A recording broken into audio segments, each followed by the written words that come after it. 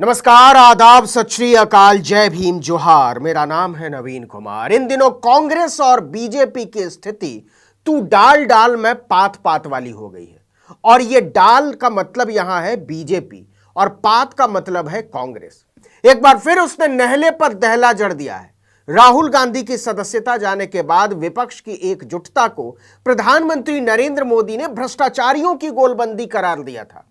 इस पर कांग्रेस ने बीजेपी के दागी नेताओं की एक लंबी लिस्ट ही सामने रख दी और पहली बार उसने ताल ठोक कर कहा कि माननीय प्रधानमंत्री जी, आप सही कह रहे हैं, हम आपसे 100% सहमत हैं और आज सारे भ्रष्टाचारी एक मंच पर आ चुके हैं। लेकिन माफ कीजिएगा, इसमें छोटा सा संशोधन है जो शायद आप भूल गए, और वो संशोधन ये है कि सारे भ्रष्टाचारी भाजपा के मंच पर आ गए हैं।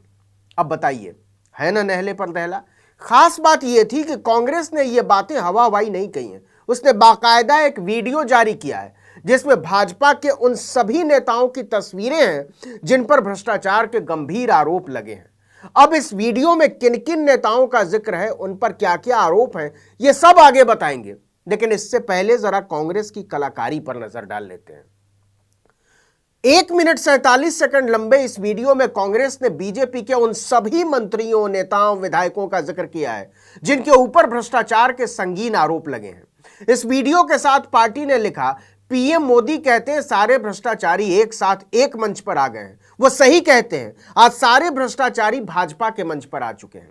वीडियो में असम के मुख्यमंत्री हिमंता बिस्वा शर्मा से लेकर कर्नाटक वाले बीएस येदियुरप्पा समेत तमाम दिग्गजों का जिक्र है।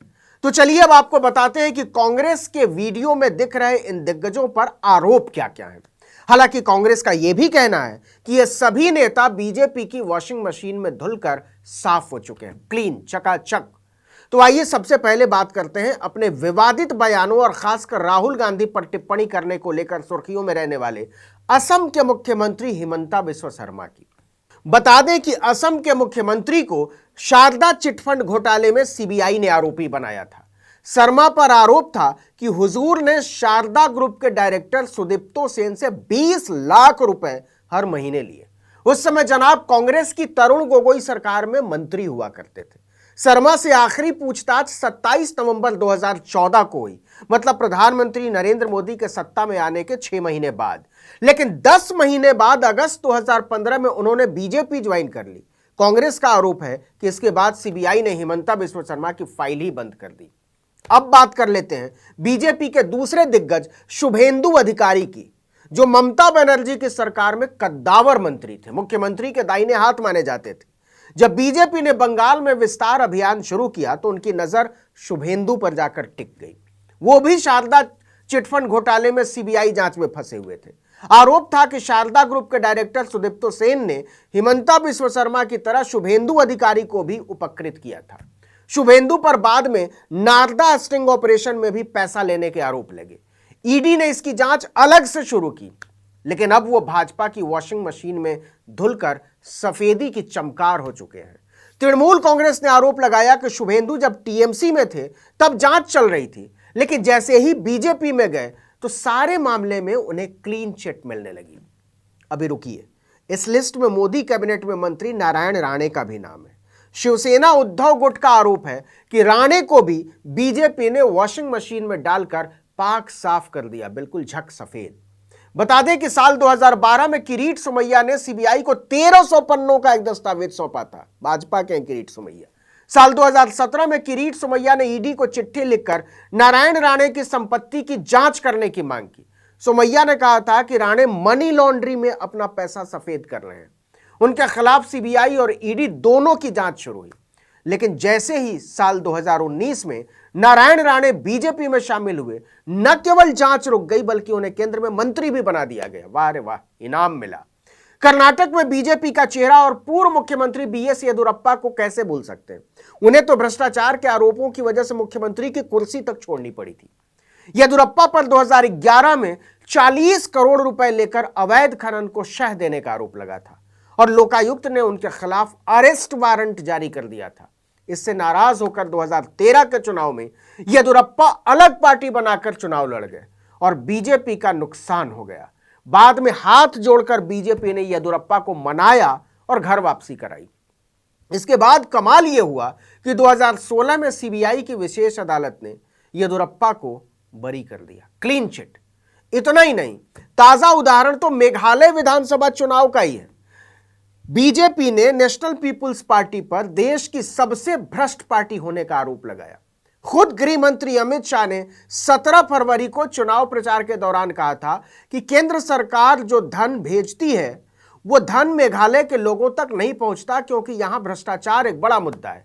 यही कारण है कि भाजपा ने एनपीपी से गठबंधन तोड़ लिया और मेघालय में अपने दम पर चुनाव लड़ने का फैसला किया, गृह मंत्री ने कहा। शाह ने कहा कि मेघालय देश का सबसे भ्रष्ट राज्य है, चार्ट में सबसे ऊपर है, लेकिन 2 मार्च को नतीजे आए तो एनपीपी एक बार फिर सत्ता में लौट आई। और कमाल की इंतहा देखिए, उसी एनपीपी के साथ बीजेपी ने राज्य में फिर से सरकार बना ली। सिर्फ यही नहीं, इस लिस्ट में और भी कई नाम शामिल हैं। जैसे 2021 में तृणमूल कांग्रेस छोड़कर बीजेपी का दामन थामने वाले जितेंद्र तिवारी। टीएमसी का आरोप है कि तिवारी कोयला तस्करी में शामिल रहे हैं, लेकिन बीजेपी में आने के बाद उन पर सीबीआई का एक्शन नहीं हो रहा है।